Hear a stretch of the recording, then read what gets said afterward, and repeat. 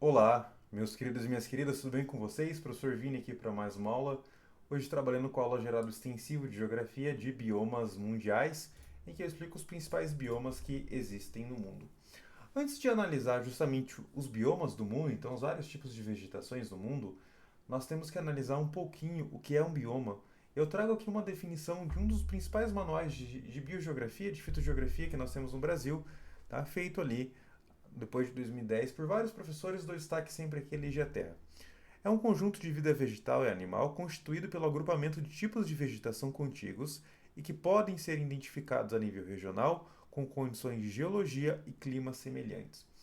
Traduzindo tudo isso, é um grupo de vida, tanto animal quanto vegetal, que tem algumas características ligadas especialmente ao clima regional e também um pouquinho da geologia e do relevo. Tá? Eles têm um processo de formação da paisagem ao mesmo momento, então eles nascem no mesmo momento, e eles também sofrem os mesmos processos de degradação. Então, além de ser um conjunto de vida vegetal, no caso aqui que a geografia analisa só quase os vegetais, não os animais, com a mesma história, um clima muito parecido, tá? O mesmo processo de criação, o mesmo processo de destruição. Quando nós analisamos os biomas no mundo, eles tendem a aparecer pelas linhas de latitude. Quando nós analisamos então os grandes biomas do mundo, vocês sempre vão observar que esses grandes grupos de vegetação que são relativamente parecidos, eles tendem a acontecer na mesma faixa de latitude. Então, por exemplo, nas faixas equatoriais a gente vai ter os grandes biomas equatoriais. Tá? Na faixa dos trópicos a gente tende a ter grandes desertos, por exemplo, tanto ao norte quanto ao sul. Tá? Então a gente começa a observar que os locais do mundo, eles, olhando pela latitude, eles tendem a ter climas um pouco parecidos. Aqui eu peço que vocês recordem as aulas de climatologia, tá? Especialmente quando a gente falava de células de convecção, então a célula tropical, célula temperada e polar, que gera as três zonas climáticas, tá? Gera também, de certa forma, biomas que seguem isso. E as diferenças de chuva que vão basicamente colocar as diferenças regionais. Mas enfim, falo disso uma por uma.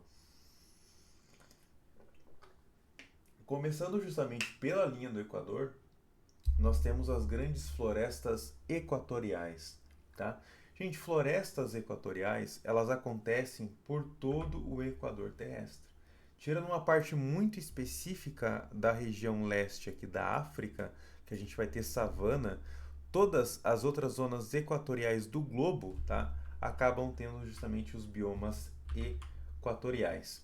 Quais são as características então dessas grandes vegetações que se encontram próximas da linha do Equador? A primeira coisa, o nome já é sugestivo, é o termo floresta.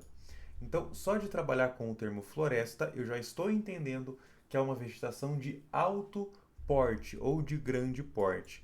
Na tradução que a gente acaba fazendo mais antiga dos manuais, especialmente americanos, é o termo arbóreo. Então são as vegetações arbóreas, então vegetações grandes, 5, 10 metros, né? 15, 20 metros, uma árvore. São todas úmidas, então a gente tem que lembrar da ação primeiro dos ventos alísios, que faz com que o Equador seja sempre quente e úmido, associado a uma alta insolação. Tá? Então, muita chuva, muito calor o ano inteiro, então os climas equatoriais eles são muito parecidos, a todos praticamente quentes e úmidos, né? Então as florestas acabam sendo parecidas também. As suas árvores tendem a ser não só as árvores, né, mas as vegetações como um todo são latifoliadas, então são folhas largas. Isso indica sempre lugar muito úmido, tá? Dificilmente você vai ter uma vegetação latifoliada fora de um lugar úmido. A planta, ela, enfim, nesses ambientes que são muito chuvosos, ela está a todo momento retirando água do solo pelas raízes. Ela não consegue parar de puxar essa água, tá? Então, justamente para não morrer afogada e continuar fazendo suas trocas, né, um mecanismo ali, ela consegue perder água pelas folhas, seja em vapor, seja em forma líquida mesmo, tá? Então, essa é a grande característica que nós temos dos biomas equatoriais. Árvores altas, clima muito úmido, que faz com que todas sejam latifoliadas. Uma outra coisa muito importante é que elas são perenes. Uma vegetação perene, tá? É uma vegetação que é igual o ano todo. Você pode ir todos os meses do ano, ela sempre vai ser igual, justamente porque o clima equatorial tende a sempre ser quente e úmido. e são densas. Tá? A vegetação densa é a vegetação que é muito próxima uma da outra, as copas são fechadas. Tá? Então, se você está no dossel, né, inferior, se você está no nível de sol da floresta e olha para cima, você dificilmente vê a luz do sol. Inclusive, disso vem um termo chamado ombrófila. Tá? São vegetações que, as vegetações de baixo da floresta, do nível mais inferior da floresta, justamente acaba, né, não recebendo muita luminosidade solar. É uma grande área sombreada. Tá?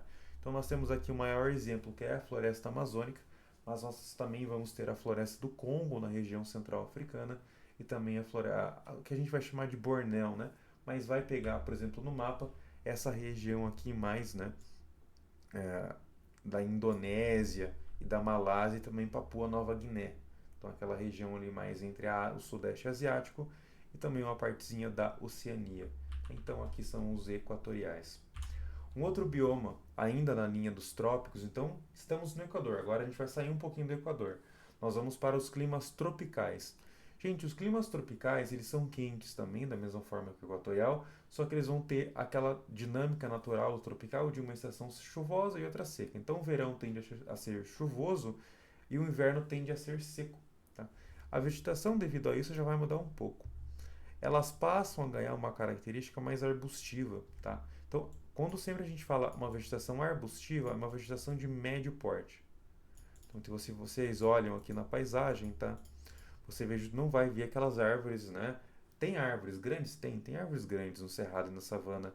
Mas quando a gente olha, no geral, são vegetações de médio porte. Né? Então, nem rasteira, nem muito alta.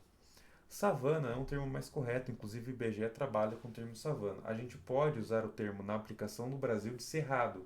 Não está errado, tá? Mas, enfim, de forma internacional a gente vai tender a usar mais savana. Tem uma aula específica de biomas do Brasil, mas daí é uma outra conversa. Tá? Aqui nós temos os exemplos. Elas também são caducifólias. Árvores caducifólias, vegetações caducifólias, as folhas caem no período seco. Então, durante o período seco, essa vegetação justamente derruba as suas folhas para conseguir ali sobreviver, armazenar água. Depois, é claro, no período chuvoso, essas folhas voltam. E são lugares que normalmente, em períodos secos, no final do inverno, nós tendemos a ter ali queimadas naturais. Tá? Então existem queimadas que são naturais, inclusive alguns vão usar o termo queimadas regenerativas naturais. É natural, é claro, mas nós estamos acelerando, tá? Em aulas do Biomas do Brasil, eu vou falar muito bem sobre isso. Então, ambas quentes aqui, tanto o equatorial quanto o tropical de savana, mas, né, ambos são tropicais, né? É importante lembrar disso. A Federal do Paraná trouxe isso na prova de 2023, falando que justamente o bioma equatorial é um tipo de bioma tropical, e é mesmo, tá? Porque está na linha dos trópicos, não está errado, tá na região intertropical. Tá? Aqui uma imagem da savana africana, aquela outra imagem no cerrado brasileiro, né? Mas aqui uma clássica. O que domina são vegetações de médio porte, apesar de a gente ter sim árvores grandes também, ou vegetações rasteiras. E a de zebra, né? Só que na geografia a gente não fala muito de animal. Tem a zebra ali, um equino, né? Então, falamos do Equador, falamos das regiões intertropicais. Bem nos trópicos tem muito deserto, né? Então, os grandes desertos do mundo, eles estão nas regiões dos trópicos, sobretudo pela volta dos ventos contralísios, né? Então, os contralísios voltam secos lá do Equador para os trópicos, o que faz com que os trópicos sejam secos. Isso vai nos colocar ali regiões áridas, tá? Professor, um deserto tem bioma? Tem. Tá? É um bioma pequeno? É um bioma pequeno, mas tem um bioma. Tá? Um bioma pouco diverso? Sim, mas tem inúmeras espécies de plantas, né? Inúmeras espécies se for na América tem cacto. Então, nós também temos alguns animais, alguns paredões rochosos que podem sim armazenar água de chuva por, né, muitos anos. Então, sim, nós temos algumas vegetações, tá? Passam todos os meses do ano sem chuva esses espaços e pode ter normalmente uma chuva esporádica, tá? É esporádica mesmo, essas chuvas. E aí isso vai ser armazenado em rocha, tá? Que vai ficar filtrando essa água por muito tempo, podendo gerar ali alguma vegetação. Tá? Falamos dos trópicos, então uma região equatorial, uma região tropical e uma região desértica, tudo dentro dos trópicos. Depois, nos climas já temperados, a gente começa a entrar, tá, em regiões que são mais frias.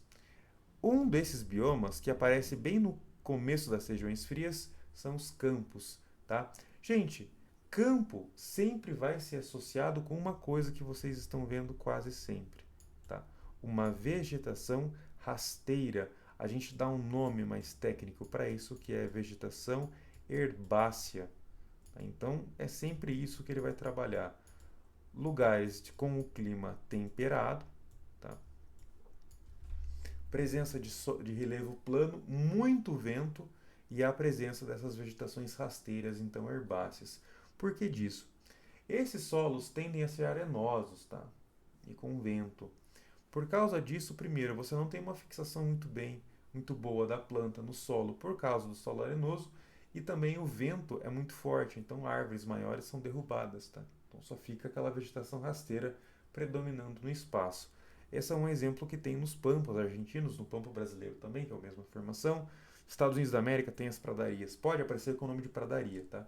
Mas é basicamente campo, essas vegetações rasteiras de lugares temperados. É uma área naturalmente boa para pastagem, tá? Então é isso. Se a prova for muito antiga, né, pode ser chamado de gramínea.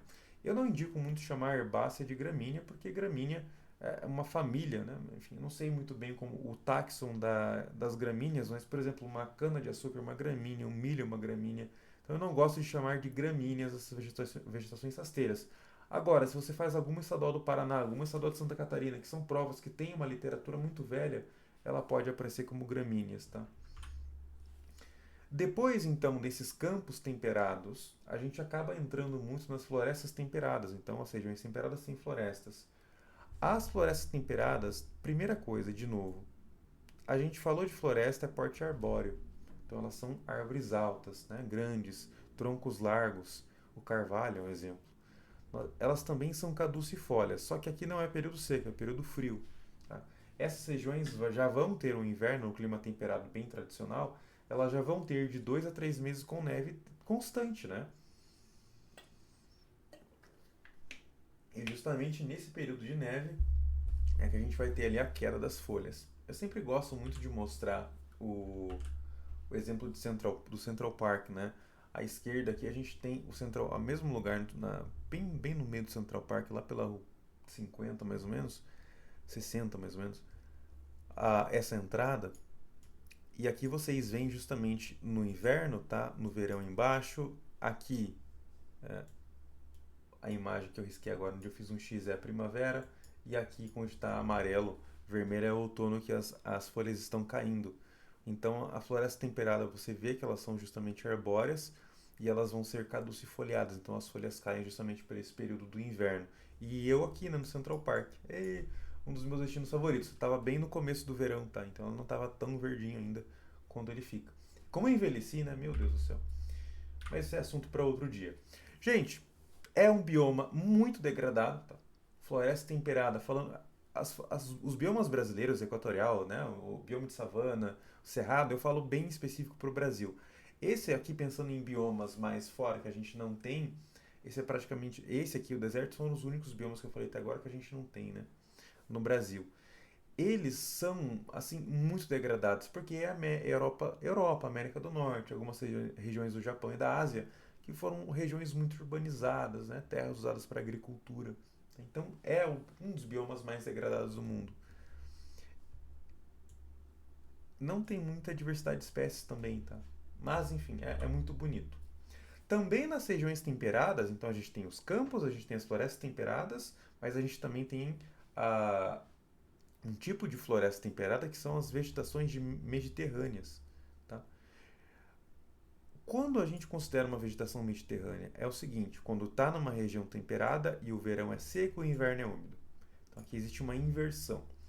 O principal local que acontece esse tipo de vegetação, primeiro, na região do próprio mar Mediterrâneo, tá? Que daí vem o nome, o Chile, então quase toda a costa chilena, parte da costa australiana, parte da costa da Califórnia e também parte da África do Sul. Essas vegetações mediterrâneas, tá? Elas são de porte geral arbustivo, tá? Que é isso que vocês estão vendo aqui. Não são rasteiras, mas também não são árvores volumosas, tá? E são todas espécies resistentes ao fogo. É um tipo de vegetação que no final do verão seco pega muito fogo. Você sempre vai ver a Grécia, a Itália, a Espanha, a Califórnia, tá? A Austrália. O Chile pegando fogo, velho. É normal, faz parte da vegetação esse processo. Então, o que as provas cobram? Que são todas vegetações arbustivas, quase, com espécies resistentes ao fogo. Quando a gente fala o porte geral, né, a gente está falando assim, a grosso modo, claro que vão ter isso mesmo nos biomas, mesmo que seja um bioma, por exemplo, equatorial, que a gente fala arbóreo, ele tem vegetação rasteira e ele também tem vegetação de médio porte. Agora, o que predomina é o grande porte. É isso que a gente tem que lembrar aqui. No caso do Mediterrâneo, está predominando o médio porte, né? Duas coisas que a gente produz aqui que é muito importante: a uva, tá? E a oliveira. A gente teve queimadas anormais da pandemia para frente na Europa e é por isso que o azeite de oliva tá caro, tá? É demais, né? É um bioma muito frágil e acaba sendo, né, que uva e oliveira são coisas caras justamente porque produz muito nesses espaços e se eles não vão bem, a gente também não vai bem no mercado, tá? Infelizmente. Continuando então na região temperada, a gente tem a taiga, tá? A taiga, ela pode ser chamada de floresta de coníferas. Existe uma diferença bem característica de uma taiga para uma floresta de conífera, tá? Taiga é um tipo de capim amarelo nojento que tem nas regiões temperadas. Eu não sei por qual motivo as provas colocam para vocês que taiga é a mesma coisa que floresta de coníferas, tá? É um pouco questionável, mas enfim, não vamos questionar as nossas provas, tá? Vamos encarar com apenas uma coisa. Gente, taiga ou floresta de coníferas também, então, uma vegetação de alto porte, de grande porte, então arbórea, né? Que se espalha por regiões temperadas com maior grau de continentalidade. Se a gente pegar as florestas temperadas tradicionais, tá? Elas são de climas temperados tradicionais, então 3 meses de neve. As coníferas, elas começam a aparecer naqueles climas temperados que já vão ter 4 ou 5 meses com neve, tá? Então é assim, é como se fosse um temperado um pouco mais frio. Especialmente, isso é mais evidente nos lugares mais continentais mesmo, né? Aqui é um pouquinho interessante.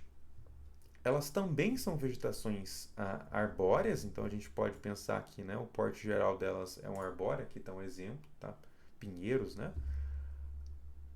A vegetação predominante é desse formato de coníferas, tá?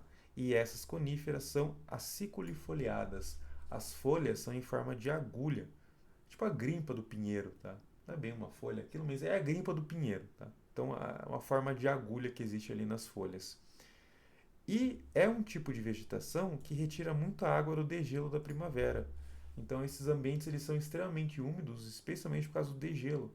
Então, você tem ali 4 ou 5 meses de neve e quando isso degela, fica com muito úmido o ambiente, né? Tem 6, 7 meses de umidade extrema, não só de chuva, mas também do próprio degelo, tá? Então, é isso sempre que as provas acabam cobrando de vocês. Quase nada aqui, tá? Quase nada mesmo de diversidade ambiental, pouquíssima coisa de diversidade ambiental, porque é um bioma muito restrito, muito frio. Floresta de coníferas são esses cones que estão vendo aqui, né? Esses tipos de pinheiros que vocês estão vendo. Essa vegetação rasteira aberta, isso aqui sim que é a taiga, tá? E a taiga, ela tende a aparecer em lugares mais úmidos, e às vezes ela fica um pouco amarelada. Mas, enfim, eu nunca vi nenhuma prova de nível médio cobrando esse nível de detalhe de vocês. Então, entenda que a taiga e a floresta de coníferas vai ser a mesma coisa. Se quem faz a prova tem 70 anos, vai chamar isso aqui também de floresta boreal. Tá? Não está errado. Floresta boreal é um tipo de bioma que, de forma extensa, ele só é mais presente mesmo no hemisfério norte. Tá? Tem alguma coisinha nas áreas mais altas do Chile, por exemplo, das montanhas, mas ele é um bioma que quase não tem no hemisfério sul, tem quase nada, né?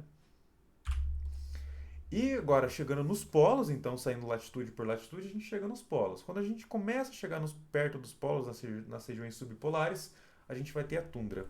A tundra é um bioma, tá? Então tem ali várias coisas que a gente pode classificar lá como um bioma, mas é um bioma bem vagabundo. Ela é composta por quê? Líquens e musgos. Senhor, a tundra é isso que eu estou vendo aqui em amarelo e vermelho? É isso aí. Às vezes ela pode ficar um pouco maior, tá? Mais perto da água ali. Mas é isso. É uma vegetação que ela se apresenta apenas no verão, e é um verão de 3 meses, tá? O resto do ano ela fica congelada. Esses solos que são permanentemente congelados, a gente chama de permafrost, tá? Eu vou ter uma aula de aprofundamento no final do ano falando um pouquinho mais disso. O permafrost são solos que ficavam, mesmo no degelo do verão, a superfície descongelava, mas abaixo da superfície continuava congelado. E parte desses solos estão descongelando, o que pode levar a alguns problemas ambientais e até de saúde pública. Mas isso é um assunto que eu falo bem mais pra frente, tá? Gente, isso aqui é um panorama, então, de todos os biomas que nós temos no mundo aqui por faixa de latitude, tá? E eles vão ter as suas características levando sempre em conta o quê? A primeira coisa, o clima, em segundo, a temperatura, em segundo lugar, a chuva. Então, só para a gente rebater aqui do começo da aula até agora. Primeiro deles, zona equatorial. Tá? Florestas grandes, então arbóreas, úmidas, perenes, latifoliadas e densas. Ainda nas regiões tropicais, mas onde a gente vai ter 6 meses de chuva, 6 meses sem chuva. Vegetações quentes também, claro, tropicais, né? Mas já com a característica de ser caducifólias. Então as vegetações caem no período seco, tá? Em vegetações de porte médio. Aqui o exemplo da savana. Aqui, nas linhas dos trópicos, os desertos. Deserto tem muito o que falar, né? Depois as regiões temperadas, primeira delas, os campos, tá? Então são vegetações rasteiras em climas um pouco já mais frios temperados. Florestas temperadas, que é um dos biomas mais volumosos do mundo todo e também um dos mais degradados. Caso essa região fique numa condição de clima mediterrâneo, então de verão seco e inverno úmido, a gente coloca uma vegetação mediterrânea. Lembra? Porte arbustivo, presença de espécies que resistem ao fogo, tá? Professor, a savana também é arbustiva e resiste ao fogo? Também, mas daí é outro papo, tá? O que a gente produz ali? Uva e oliveira, tá? E o clima, claro, é totalmente diferente no tropical que gera a savana. Aqui as imagens, inclusive, no Central Park.